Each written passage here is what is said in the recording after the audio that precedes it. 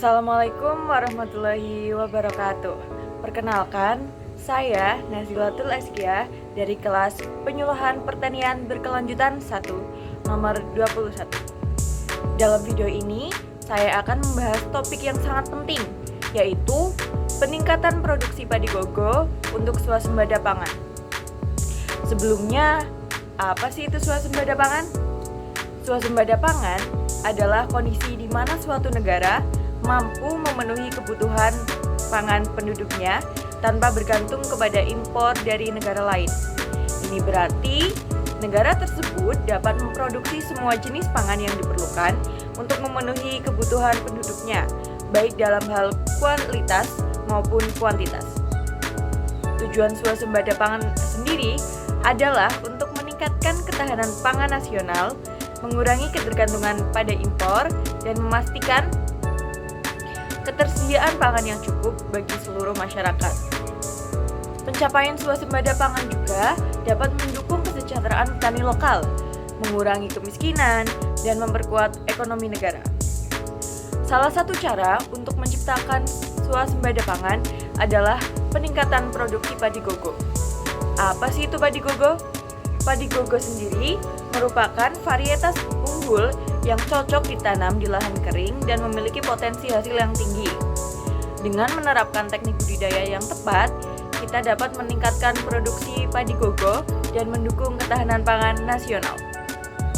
Lantas, bagaimana sih teknik budidaya padi gogo yang tepat? Nah, yang pertama adalah persiapan lahan. Langkah pertama yang harus kita lakukan adalah persiapan lahan. Persiapan lahan dapat dilakukan dengan pembersihan lahan dari gulma dan sisa tanaman yang sebelumnya. Hal ini tentu saja sangat penting untuk memastikan tanaman baru dapat tumbuh dengan baik. Setelah itu, lakukan pembajakan dan penggemburan tanah untuk memperbaiki struktur tanah, sehingga akar tanaman padi gogo dapat berkembang optimal. Jangan lupa untuk memberikan pupuk organik sebagai penambah kesuburan tanah. Pupuk organik ini sangat baik karena ramah lingkungan dan dapat meningkatkan kualitas tanah dalam jangka panjang. Setelah lahan sudah siap, langkah kedua yaitu penanaman. Langkah berikutnya adalah penanaman.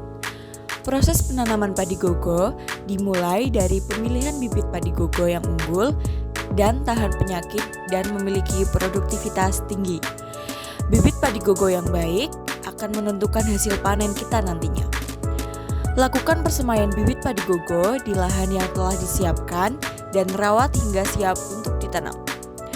Ketika menanam, pastikan jarak antar bibit padi gogo cukup agar tanaman memiliki ruang untuk tumbuh. Lanjut ke langkah ketiga, yaitu pemeliharaan. Langkah berikutnya adalah pemeliharaan. Pemeliharaan tanaman padi gogo juga tidak kalah pentingnya nih. Lakukan pengairan secara teratur, terutama pada fase pertumbuhan awal bibit padi gogo. Karena air sangat diperlukan untuk proses fotosintesis tanaman. Berikan pupuk tambahan sesuai kebutuhan tanaman. Pemberian pupuk yang tepat akan membantu pertumbuhan tanaman yang optimal. Monitor tanaman secara rutin untuk mengendalikan hama dan penyakit. Jika ditemukan tanda-tanda hama atau penyakit, segera lakukan tindakan pengendalian.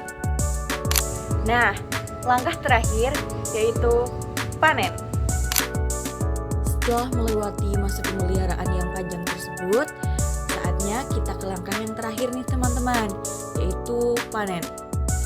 Panen padi gogo dilakukan ketika bulir padi gogo telah matang dan memiliki kadar air yang optimal.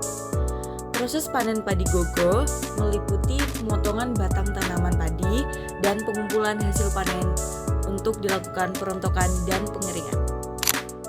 Nah, jadi seperti itu teknik budidaya tanaman padi gogo yang tepat.